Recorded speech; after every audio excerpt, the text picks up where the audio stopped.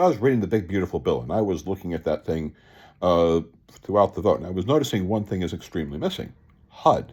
Well, there are some things in there with HUD, like the low-income housing tax credit, which I can kind of understand why they would leave HUD out. And the answer is very simple. We're about to experience a massive economic impact. Huge. Not just the tariffs. America's credit rating went down. What does that mean? That means every single loan that exists within the United States is about to go up just a little bit. What does that mean? Financing is attached to just about everything we do.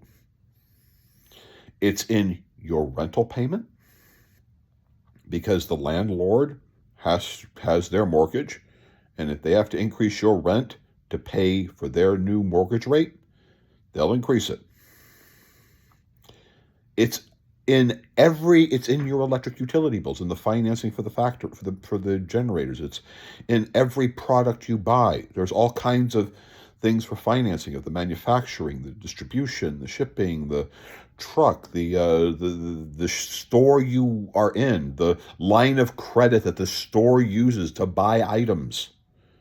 All of these things are going to go up. And there will be combinations of these when it comes ultimately to when we buy stuff. Because when we buy stuff from the store or from anybody, there's all the credit associated with the business that makes it and inside of the profitability. And part of that profitability of that particular product has to include is including the profitability for the company to maintain the loans that it has and everything else. So the finance is literally everywhere. And we just increased that a little bit. Let me tell you my biggest problem with the Big Beautiful Bill. And it's very simple and it's very basic. The Big Beautiful Bill's problem is that the tax cuts were $4.5 trillion. But they asked for $4 trillion to increase the size of the national debt. So $500 billion, we would have had a $500 billion surplus if you just wiped out all the tax cuts that existed, but that were changed. But if they would have just allowed all the taxes that had existed before, that's where we would be. Now, if we gave a $500 billion worth of tax cuts to people, we would have a balanced budget. Let me repeat that to you. We would have a balanced budget right now if all that you did was give a $500 billion worth of tax cuts to people. If you had a balanced budget in this country, that debt increase wouldn't exist anymore. Moody's would be a lot more happier with us. This is what we should probably do. You see, an honorable and ethical government, in the face of having the credit of the United States being reduced, would put their bullshit aside.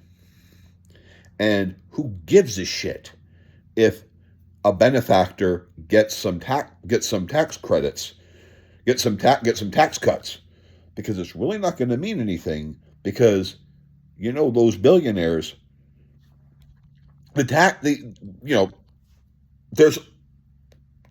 it makes their products cost even more for us to buy, that now are already very high because of inflation. And there is a price point in everything you buy outside of maybe food that you will simply not pay if it's too much, like buying shirts. If you go to the thrift store, you can get a used shirt, but if you want to buy a new one, there's only so much you're going to pay. And they know that. If you're going to get, a computer, only so much.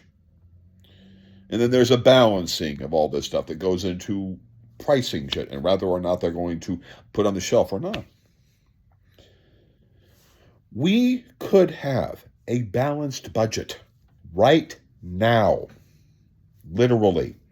Get rid of all the tax cuts, let them all expire, outside of $500 billion. Give that to people, or maybe do some other things with it, what you could do with $500 billion.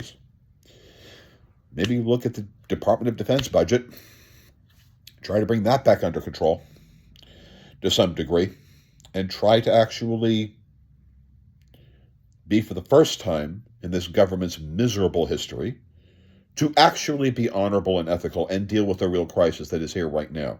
Because increasing interest rates on literally everything by a fraction of a percent will be biblical to everything that we buy and everything that we do. It will literally bring up the price of gas at the pump, because those loans are what those gas companies need to pay off. And if they have to increase the price at the pump by 5 cents, 10 cents, or whatever the number is to make those loan payments, they're going to do that. That's just how this works. What these guys need to do is put their bullshit aside, get some honor, get some ethics, and make certain that these increased payments that literally every single consumer in this country is going to have to deal with, fix that. And I don't care what you have to do to cut. And the reason why HUD was probably kept off board is because they want to make certain that people are housed. Because the potential of lots of homeless people is very real. Because with increased interest rates and the tariffs on literally everything, this is going to be a big problem. Democrats, Republicans, get off your ass and work this budget so that we don't have a debt. We already know that without the tax cuts, we would have $500 billion surplus, according to your own goddamn words. Do your job.